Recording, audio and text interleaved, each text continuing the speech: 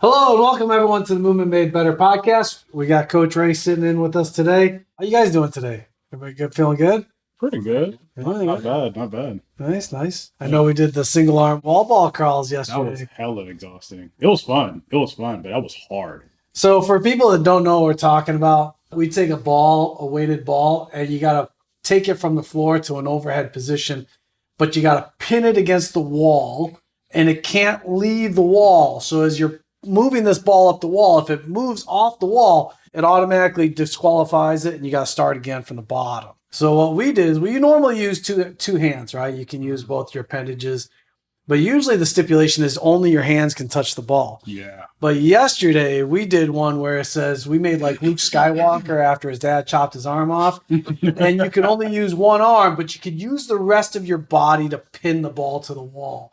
It was exhausting as shit. It's basically like wrestling somebody against the wall and trying to pin them there. That's effectively what it's like. It's that same level of exhaustion, and it doesn't sound that hard until you do it. Till you do it, right? Even 40 pounds was hella challenging. What was the best strategy that you guys came up with? Because I think everyone probably landed on the same thing. Well, it was kind of like when you watch MMA and you see an opponent leaning in against the cage to pin their opponent against the cage.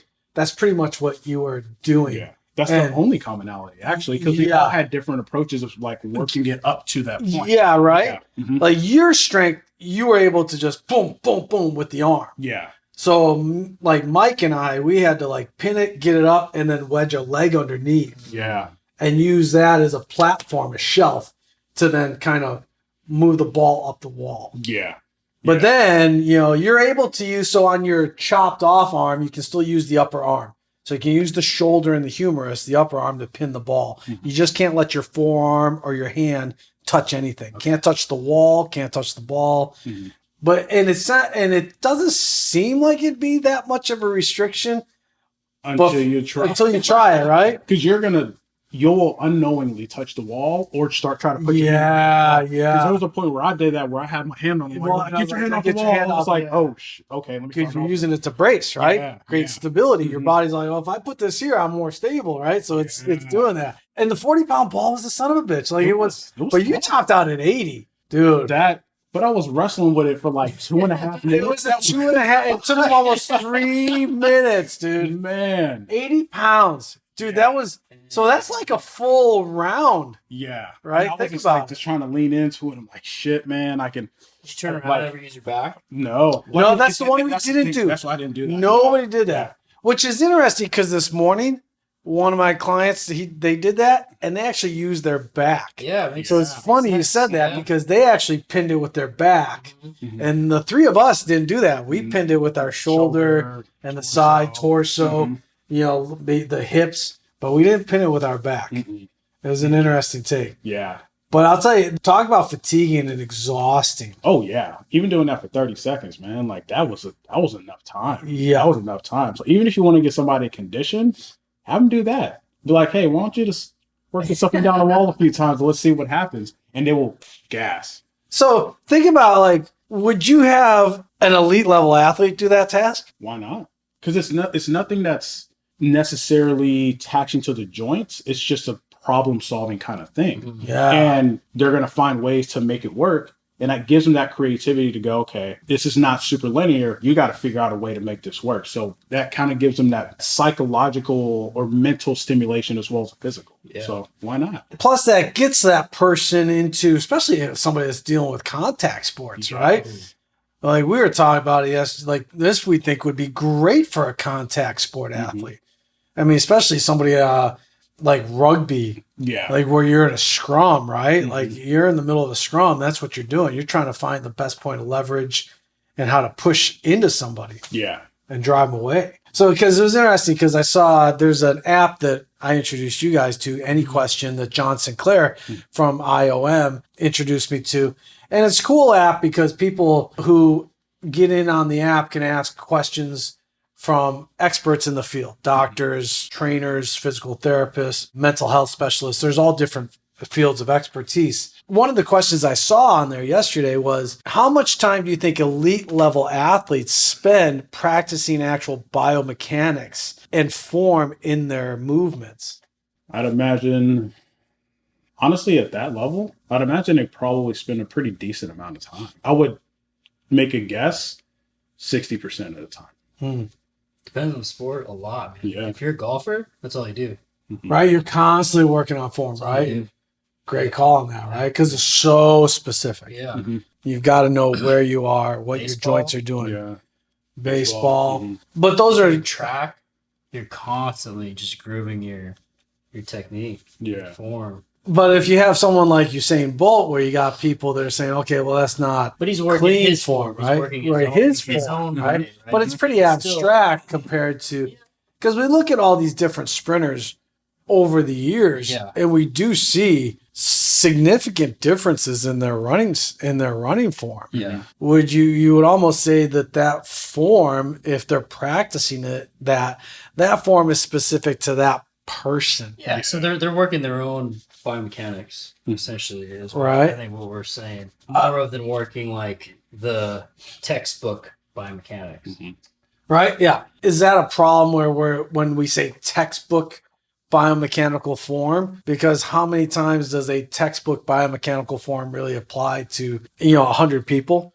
Well, that would assume that everybody has the exact same build, the exact same femur length, the exact same torso length, the exact same arm Right. length. That applies to a very small subset of people. Whereas someone like your torso is longer than your femur. Oh yeah, Like, so relative wise. Oh yeah. So your running technique is going to look a lot different than Neil's running technique Yeah. because his Slow to proportions fast. are vastly different. Yeah. Muscle twitch fibers are different. Yeah. The amount you have, so on. So there's too much differentiation and variability to go, this is the only one that fits. Yeah. Mhm. I think there's going to be a similarity in certain areas as far as like leg position, like striking the ground, Absolutely. right?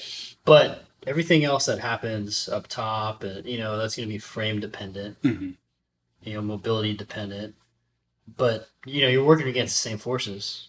Yeah. Gravity, and then whatever surface you're on. Yeah. Yeah, because I think basically the only thing we're really, I think, universally trying to teach is more of the foot strike, right?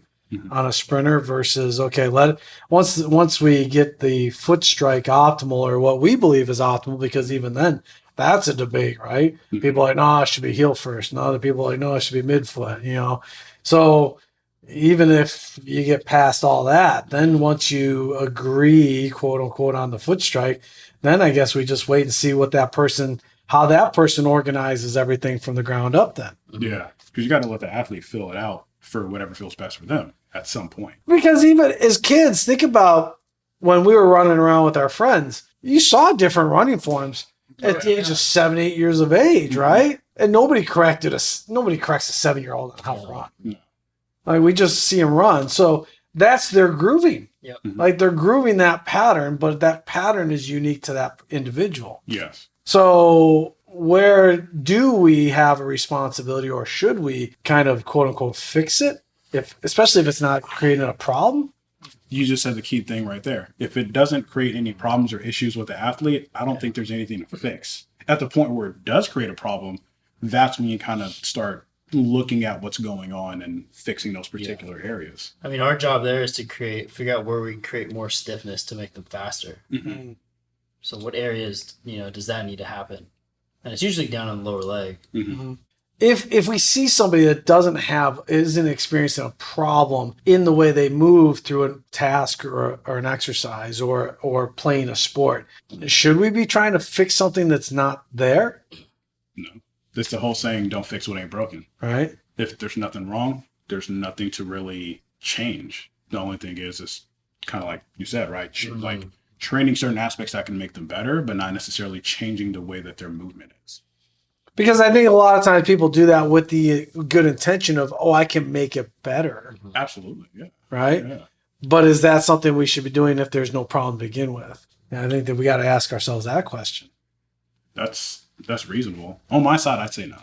Yeah. If there's nothing wrong with the athlete's performing just fine, they don't got any injuries, nothing's wrong, I would leave them to their devices and then just work on the other peripheral stuff outside of that. Unless, of course, they're experiencing some type of issue, then we delve in and go, okay, Mm-hmm. you're feeling this twinge in the knee Mm-hmm. or this twinge in the hip or something. Okay, now let's take a look at it Yeah. and see if there's something we need to kind of groove or improve on. Yeah, and at that level, world class level, I think before you even look at their technique, you go look at their training load first. Okay, are you recovering enough? If they're not recovering enough, then let's change the way you structure your training before we change your biomechanics. Yeah. I think that kind of leads into another question of if you're working with somebody with a type A personality, how do you try to kind of rein that person back in? Because we do see those people that they're constantly working at something. Yeah. Like if you only see somebody 3 hours a week, you only, directly affect that person for that 3 hours. Then I think the problem is how much are they doing outside of when they don't see you, right? And is that maybe contributing to some issues or some chronic issues that they may be experiencing? Yeah, I think it's hard to talk to somebody that does have a type A personality, mainly because you have to fight against their belief system, right? It's whatever their beliefs are. So when if a client comes in, they're like, "Oh, I like to do these things," and it's like, "That's great. There's nothing wrong with that." But like, if you're not able to recover, you should probably just kind of manipulate some things. And they're like, "No, I don't want to do that. I don't want to change anything." It's like, well, you're having issues with what you're doing. You need, like, I can't force you to see it from your side, but instead I can probably try to illuminate some of the issues that are going on based on the parameters that you gave me. And then we can try to find a solution to the issues that you have going on. Yeah, I think with someone with a type A, you need to make them feel like they're in control the whole time, right? So you need to give them the power. Yeah. So the best thing to do, well, this is from experience, is here are a few options that I think would be best for you. But they're still within that. Maybe they want to do some intense work. Hey, these are the best high intensity activities I think you should do. Pick from one of these three, do them whenever you do them. Yeah. But, make sure they're appropriate to what they need and it's not exacerbating whatever issue they have. But they still get that feeling of working their ass off because that's what they want. Yeah. They want to go. So it's like, okay, here's option A, B, and C. You can pick either one. Just rotate them. Yeah, because they have an engine that kind of revs at a higher mode, and then we have people whose engines run really low. So yeah, that type A personality, you kind of want to let them stay in that wheelhouse. Yeah, and it's like great point what you said. Still give them that feeling that they're controlling the situation. Yeah, that's good. That's a good point. That's a great point because that's really at the heart of it. Yeah. Is I think there's that defiance, right? Yeah. I think the type A personality is like, no, I got it. And then you telling them to maybe pull back a little bit is really exacerbating the situation even more, maybe. Instead of saying, okay, great point. Give them some options. Then they get to choose and they get to decide and how to implement that. And then if they feel better from that, then it's typically like, all right, what do you want me to do? I'll do whatever you want me to do. Yeah. From that point on. But early on, there has to be this. They need to feel success for them to build that trust. Yeah. Yeah, and then they build a trust. And then they build the trust, and then it's like, okay, what do you need me to do? I'll do it. Yeah. Otherwise, you're just butting heads all the time. You're not going to get anywhere. In that case, it's almost a situation of you got to kind of let them go as a client then. Yeah, at that point, right? Yeah. Maybe like, look, this is just not going to work. Here's some other coaches that I think you would work better with. So, and that takes a lot on the coach's end to be able to see that. Yeah. The coach either changes to the situation or the coach is willing to admit, hey, you know what? There may be somebody else that you are going to work a lot better with than myself. Yeah. In that case. I think one of the other questions I saw on there on the app that I really liked was, what are some misconceptions that people think about what you do for a living, about what we do for a living? I was like, oh, that's a good question. What are some misconceptions? I think one misconception is that people think it's like a super glorious kind of field to be in a sense that we're always we're always being thanked. I think people have this perception like, oh, you're a trainer. That means you must love working out. You work with super great clients. You work with athletes. You're always working with professional. And it's like, that's not at all what it is. Because I think people see trainers as this. It's a weird kind of hierarchy. I feel like to see coaches as kind of like the top of the chain, if you will. And it's like, well, no, it's a semi-thankless field to a degree, because at least in my experience, I don't take responsibility for people's success, but I will take responsibility for people's failures. Mm. And so when people are doing really good, especially if they're feeling good, yeah, you'll probably get a thanks at some point, but don't expect the kind of thing. But it's tough. It's tough because we work with so many different personalities, and we have to have on so many different hats. Yeah. It's so many different clients to where it's just like, it's not as simple as come in, work out, and you leave. It's almost therapeutic to our client because we're in a way, we're kind of a friend. We're like somebody that they can like actually like unleash on. Yeah. Mm-hmm. Yeah. I'm trying to think. What are some misconceptions? Yeah, like that we just work out all the time. Yeah, I think. that's a huge one. Or like that's what we live. We have Tupperware everywhere. Perfect all the time. Oh, that's a huge misconception. yeah. That's a huge Oh, yeah. misconception. How we eat versus what general population perceives how we eat are usually two vastly different things. Oh yeah. Now, trainers who are bodybuilders, that's a probably the thing. only Mm-hmm. trainer you're going to find who eats the way the general population would expect them to eat. Mhm. But folks, the rest of us, it ain't happening that way. Nah. No. I had 2 pancakes yesterday. Right? 2 pancakes. Yeah. When people, I tell people, they're like, "Oh my god, you ate pancakes?" Right? Hell yeah, I love pancakes. Yeah, So, yeah. like, I'm gonna go get them on the weekend. Right. It's not an all the time thing, Yeah. but like, I think that's another misconception too, is that they think we're 100% all the time, Yeah. No. and we're can't be. not. It's not even. You close got to to turn that. it off. Yeah. You do. You have to turn it off. And you're right. I think people think we live this 24/7. Mm-hmm. And that's just not the case. Like we have a healthy lifestyle. Yeah. Probably healthier than the average person. Right. Right. We work out more than the average person. But Well, because we actually see trainers who actually get repetitive injuries. Like a lot of coaches, some trainers we see, they're always demonstrating, right? Mhm. Physically demonstrating. But they forget that as you're physically demonstrating, doing those repetitions, those are still repetitions. Yes. Those are still loaded movements. Mhm. And if a trainer sees 7-8 clients a day, or especially group trainers, those are another group that we see a lot of shit build up Mm-hmm. over a period of time because they're teaching 3 or 4 classes a day, Yeah. and they're right in the thick of things. They're doing the same exact shit that the rest of the class is doing Mm-hmm. because they're up front, they're demoing it. So the conception that we do this all the time, it's 8 hours a day. No. That's a lot. I also think some of these injuries come from trainers create workouts to post on social media as opposed to videotaping what they do to work out. Mhm. It's like, here, I'm going to create this workout for Instagram because it'll get more views, more likes. Mhm. So it's not even what they do. Yeah. Yeah. Mhm. Very true. Very true. I think people think that maybe our job is easy. Have you ever heard Yeah. like it's a very subtle word, Mm-hmm. but the word just oftentimes comes in front of trainer. Yeah. You're just a trainer, right? Or you're just a coach. Yeah. Like that word just gets put in there a lot when you tell people what you do. Yes. You're like, oh, I'm a coach. Oh, you're just a coach. Mhm. Okay. Sure. Yeah. I wouldn't go to the University of Alabama and tell Coach Saban, oh, you're just Coach Saban. I'd be like, no, you're Coach Saban, right? Yeah. So there's that word just in front of it. When people say that, I'm like, that to me tells me that what you think I do is really easy. Yeah. But that's because they don't know the reading, the research, the educational aspects, all the stuff that we do when we're not with clients. Or creating programs. People don't know that. I think if people knew how much outside stuff goes into it that we technically don't get paid for, Yeah.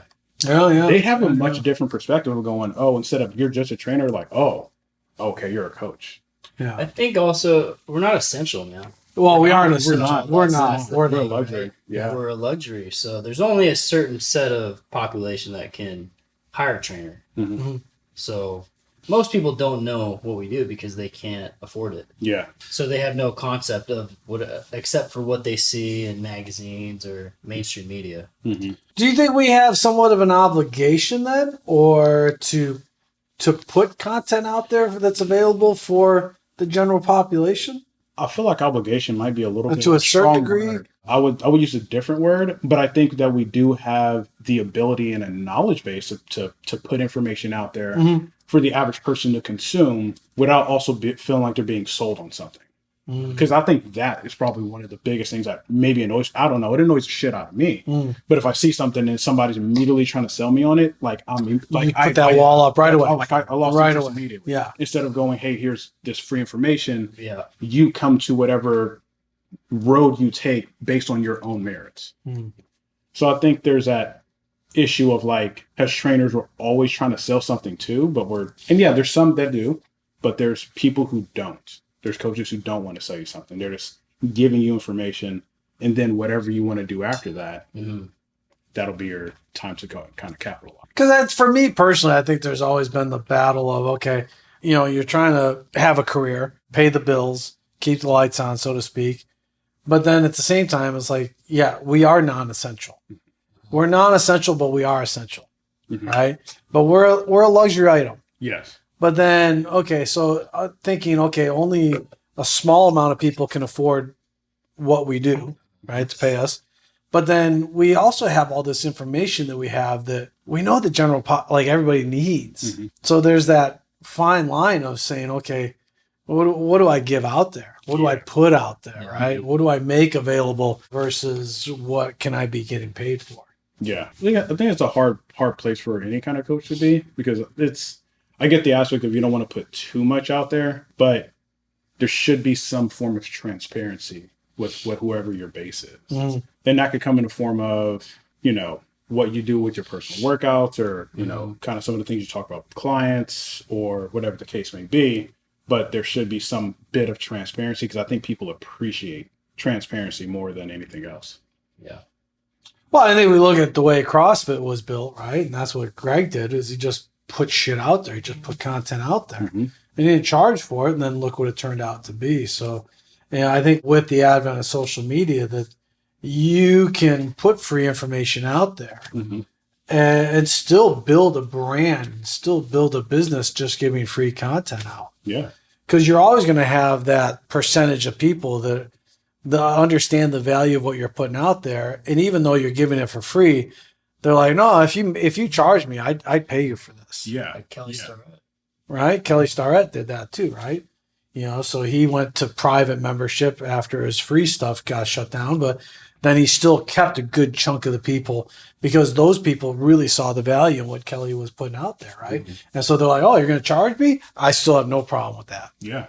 And so for the information that he was putting out there, the value, the bang for the buck was there. So they went ahead and did that. And a good majority fell off because they were there for the free content, but they still were affected by him directly, right? In a really positive way, because he gave them some really great content. And I think a lot of people are putting out good stuff, because think about all the podcasts. Oh, there's so many. What are we doing? There's so many. There's so many. And then it's kind of figuring out, okay, which ones do I want to listen to? It's giving people a lot of choices. Yeah. Which can be a whole other problem all unto itself, right? Yeah. Like there's so many items on the menu. It's like when you go into a restaurant and the menu is like 6 pages long, you're like, there's too much shit on here. Yeah. Yeah. Right? Yeah. You're like, okay, this is way too big of a Just menu. give me a number 1, 2, or 3. right? It's like In-N-Out Burger. Well, In-N-Out Burger only does one thing, right? This is it. Like, this is all we do. Yeah. But look how successful they are doing just that one thing really well. Yeah. And I think if you're trying to reach that general population that may not have this huge interest in fitness, that's the way you have to reach them. It has to be really digestible information. Here's 1, 2, or 3. You start here. Start with this, and then you can dive deeper if you want. But you need to give them something really accessible, like right away. Because the one thing that they may not gravitate to right now, they may all of a sudden 6 months, a year down the road, latch onto it, because it then all of a sudden pertains to them, right? So you gave it to them. They didn't take it right away. Yeah. But all of a sudden, a year later, they're like, oh, my back's, I have a back injury. Well, wait a second. I heard this information last year on this. I have the same issue. Let's see what Neil said about this back injury. And holy shit, it helped me. Okay. So there's your buy-in, right? Yeah. It was down the road. you gave them the free content, but the buy-in still came in. It just came in later. Yeah. Well, so yesterday I went to Laylee's brother's house, and Mhm. he had some friends over, and I was talking to someone just about training. Mhm. He was asking me some questions. Yeah, I ran for the month of August. I signed up for this challenge, and I ran 18 and a half miles. Well, it's great. Yeah. Wow. Prior to that, he hadn't done anything. He's like, yeah, but I want to do more. I'm like, dude, just be consistent. Just start there. Yeah. I Yeah. mean, if you do that every month, that's more miles than I ever run a month. So that's fine. Like, Yeah. don't be ashamed of not running more than that. Like that's a good Yeah. thing. Yeah. Just be Oh, consistent yeah. with it. Make it a habit. Mhm. And then I asked, "Are you doing any strength training?" He's like, "No, I'm just not. I'm not coordinated. I don't feel this and this." I'm like, "You have access to machines?" It's like, "Oh yeah, at the office." I'm like, "Go do the leg press. Do like 2 sets of 20. Go find some kind of rowing machine. Pull, do 2 sets of 20. Leave. That's all you can do, and then go play games for coordination. Yeah. Yeah. Like start with that. Like you're gonna get enough pump, or you're gonna challenge your muscles. Mhm. You don't need any coordination. Get the setup. You're not gonna get injured with that type of weight.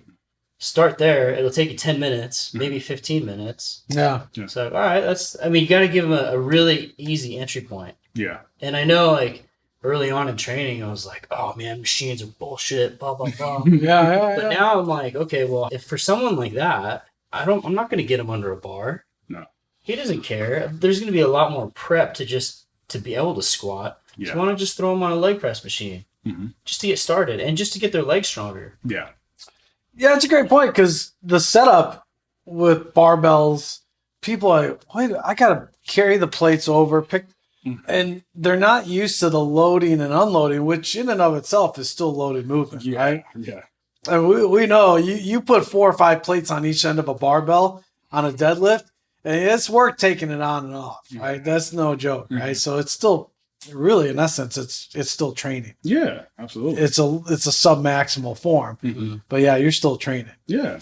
Like sometimes what I do, at least with people who aren't super into working out on their own, I'll give them a 10-minute routine or a 15-minute routine they can do at home. Mm. And it's just do some push-ups, some lunges, do some squats, or do a plank. It doesn't matter what you do, but do something for 10 minutes. And people are far more receptive to that than go to the gym, go work out for 45 minutes. Oh yeah. Even if in 45 minutes is a moderately short amount of time to be in the gym, if you walk in and walk out and you're done in 45 minutes. But people, they're just much more accepting to like a shorter duration of working out and something that they don't need a lot of prep work in. Yeah. Because if you're like, oh, you got bands at home, cool, use some bands. Or Yeah. you can do body weight, doesn't matter. All right, let me ask you guys a different question. Have you ever been at a party or something and told people that something completely different that you don't do just because you don't want to answer those? Those questions are becoming. Like when you tell somebody what you do for a living, we know if you're at a party, you're going to get those questions asked. Oh, what do I do for this? What do I do for this? Well, what, right? Oh, man. Like, have you ever purposely said your occupation was something completely different or just avoided the question altogether? I've dismissed the question. Oh, To have a you? degree. Okay. So like all right, someone's like, oh, what are you doing? I'm like, oh, I'm a coach, but it's neither here nor there. And that's it. Oh, you kind of And that is basic. I answered the question, but I blew it off. So it's like they're not asking. They're not like, oh man, well, what about this? I'm like, I'm not really the person to talk to you about that. Like you need to go see somebody who can really assess you and so on and so forth. And that's it.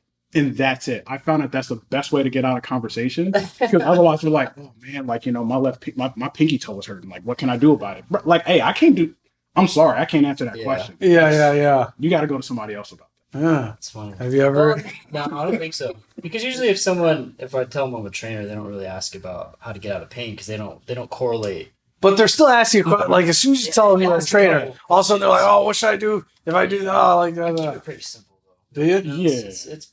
It's really basic, man. You just gotta do it all the time. Like just you gotta show up every day and do this. Pretty generic answers, but telling the truth. Yeah. You're like Just suck it up, man. you're like Papa Swole on you don't Instagram have where he to says, do- just go to the gym. Yeah. That's his Yeah. daily motto, right? Yeah. Go to the gym. Mhm. Whether it's And I love when he says that because it's not the gym specifically. It's wherever you train. Yeah. He just says, just go to the gym. Yeah. I don't give a shit if it's your garage, your living room, the actual gym, Doesn't the side of a hill. Mhm. Just go there and do your shit, Yeah. right? But it's consistency. Because Yeah. realistically, like, you just want to give someone what's the least complicated thing they can do to get started. Yes. The, Because I get those questions all the time. And I'll give I'll be like, do you want the short answer or the long answer? That's one thing I'll do to people. I'm like, do you want the short or the long answer? Oh, that's Oh. good. Okay. Well, I'll take the short answer. Stop eating junk food. That's good it. call. And we're like, oh, really? That's it? I'm like, yeah, that's it. Just simply that. Or go on a walk. Start Yeah, on yeah. walks. But something super, Mhm. super simple because rarely ever are people like, yeah, I want the long answer. I want to hear this shit. Let's I'm gonna be here for an hour. Let's talk. I got like another 45 minutes. Dissertation. Yeah, let me hear your dissertation, right? No, people don't really do that. But like when it's a short answer, I'm like super 15 seconds. Here you go. That's it. But that in and of itself, stop eating junk crap is so It's huge. huge. Yeah. It is. It It is takes massively everything. huge. Yeah. Yeah. It's like shit. Like everything I eat is junk. Right? That simple, but it's the truth. It's the truth. But it's like, here you go. That's it. Super simple. No science, no nothing to it. Just that. Oh, really? And it's not, and the messed up part about it is, it's not like they didn't know. Yeah, it's not like they something didn't know. Yes. But it's different when they ask and then they hear from somebody who's actually like a professional, then it's like, oh shit. Well, it's kind of because it's almost like we're punishing them. When you tell somebody to just eat real food, it's I think most people that's like, oh, it's way too hard, Mm-hmm. right? Mhm. Oh, it's way too hard to just eat real food. You're like, how so? Yeah. Right? The barriers go up, Yeah. the fences go up, the firewalls. They're like, oh, I got 9 firewalls. Boom, boom, boom. And I try to get through all 9, right? Yeah. And you're like, no, like, dude, those firewalls shouldn't exist. Mhm. But they're there. Like you ate pancakes because you like pancakes, right? Yeah. That's a firewall. Yeah. Why am I going to stop? I like pancakes. Like I physically like. Mhm. What else is there to it, right? Right. But like you said, it's not all the time. Mm-mm. You're not eating pancakes every single morning when you get up, No. right? But yeah, you take that one simple thing of just clean up your diet, Mhm. stop eating crap, goes a long way. Yeah. I think, and you'd said a couple podcasts ago about most people are getting their calories or increased calories from sauces, right? Yeah. And not only that, but it's drinks and sausage, right? Beverages and sauces. Mhm. Like, I think if we really look at it, that's where people are really getting just bombarded with the extra caloric intake, Yeah. Yeah. right? And not only that, but with the drinks, you don't even know really what's going in the drinks. No. But there's such high levels of calories in a lot of these drinks. Well, think about that person that goes to Starbucks and they get a white mocha latte, whatever the hell people get nowadays. It's like 400 or 500 calories. Yeah, it's like 80 grams of sugar. It's like, yeah, you probably shouldn't have that every day, but I don't want to necessarily be the one to tell you that. Yeah. But hey, you should probably cut back on that, Yeah. right? Well, it's interesting. I saw Netflix has a series out, History 101. And it was interesting. One of the episodes on there was about corn syrup from their new season. Mhm. And so it was interesting to see today, currently in 2020, 2021, the average American is consuming 21 gallons a year of corn syrup, which is down considerably from its peak of 37 gallons a year of corn syrup. That's a lot, man. I was like, excuse me? Yeah. I was like, whoa.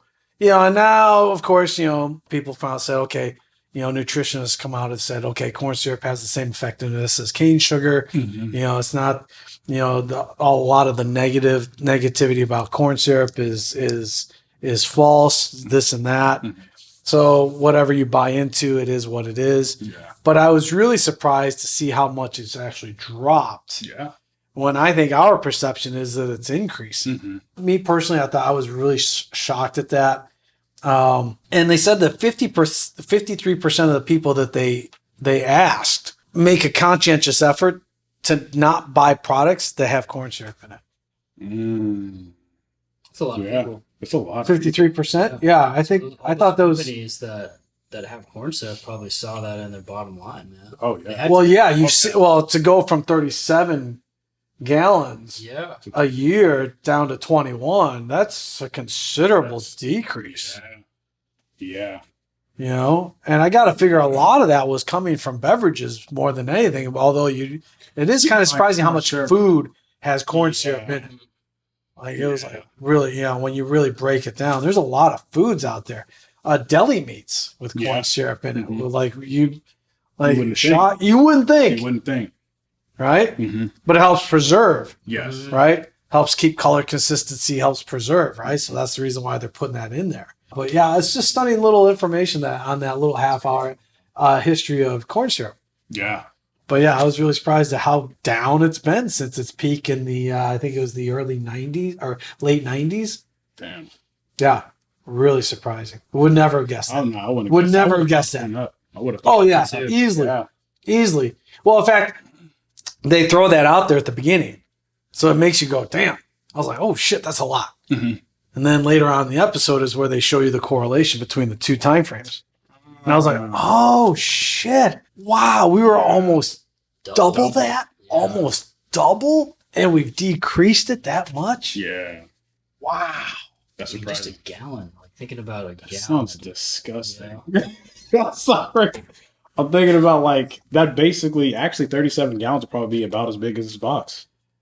It's gotta be more, right? Yeah, I think it'd be more. Probably Like more than that. Actually, I don't know. I don't, man. I'll tell you, if you put 21 gallons of high fructose corn syrup in front of us right now, gag factor would kick in. Like that's gag. I literally be because I sometimes like Like, you put your finger in it, and, like take.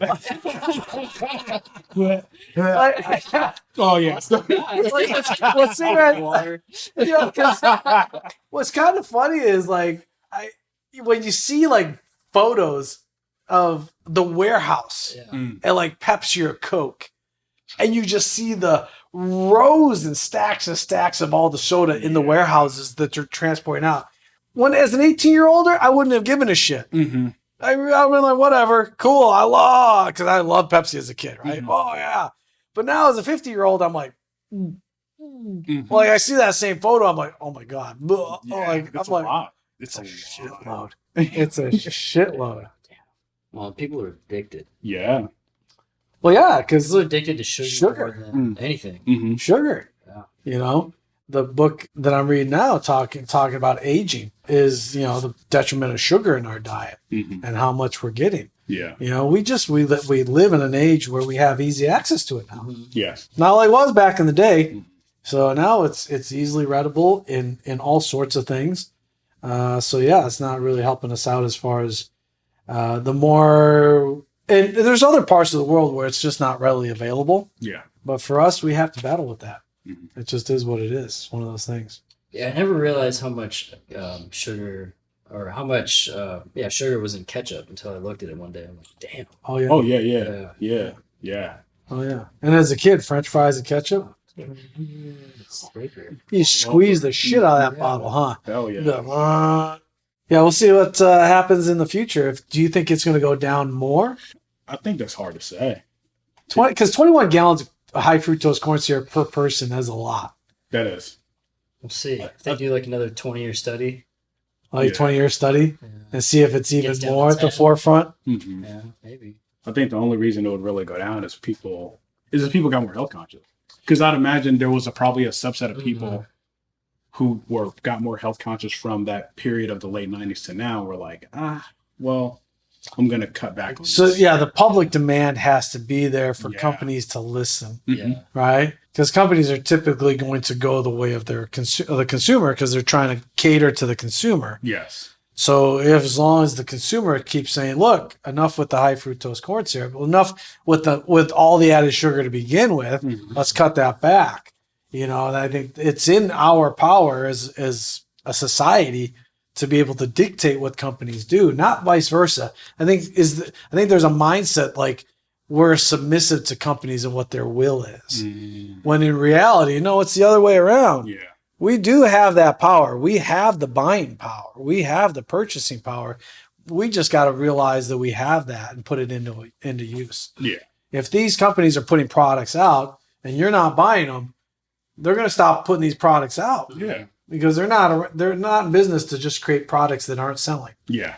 Right. Absolutely. So they're going to want to put products out there that are going to cater to their audience. You wonder though, what it'll be replaced with? Because they'll take it off the shelves. Mhm. Right. They'll make something else to give it that same effect. Mhm. Yeah, the artificial sweeteners or whatever, they'll probably go with that. You're seeing more of that nowadays. But no, I thought that was a pretty interesting episode with just that corn syrup. It just blew me away when I heard that. When I saw that, I was like, holy shit. Lot, man. 21 gallons It is. It's a per shitload. person. You Per person. can take a damn bath in that, man. Yeah, I guess, you could. You could. That's crazy. Yeah. Yeah, if it was paint, think about how much you could paint with 21 gallons of paint. Yeah, that's a lot of paint. That's a lot of That's a paint. lot. Yeah. It's a lot of paint if you transfer it over to that way. I mean, it's good that it's went down, but damn. Yeah. But damn. Yeah. Still a lot. But and then, like I said, I thought the interesting thing was the perspective on it going down versus what we've always thought of it still going up. yeah. And it's actually doing the opposite. So that's great. People are getting the message, Mhm. right? There's starting to be more consumers are becoming more aware, more conscientious. Mhm. I think that's the reason why we're seeing more quote unquote organic stuff available to the general population, right? Mhm. Hopefully the price point starts to decrease because the demand increases, right? Yeah. And so the more organic and natural quote unquote foods we get, hopefully, that margin starts to come down for us. Yeah. Mhm. So we'll see. But well, thanks for joining us this episode. And until next episode, be good to each other. Thank you for listening to our podcast. Be sure to hit that subscribe button, and whatever platform you're on, either Apple, iTunes, or Spotify, please, if you could leave a review, we'd appreciate that. If you have any questions that we can answer for you, be sure to leave those in the comments also. If you're looking for more information on our education, our products, please go to www.stickmobility.com. And also hit that subscribe button to that YouTube channel. And don't forget our live Instagram classes 3 times a week. If you want to join in, grab your sticks and hit that 45-minute class.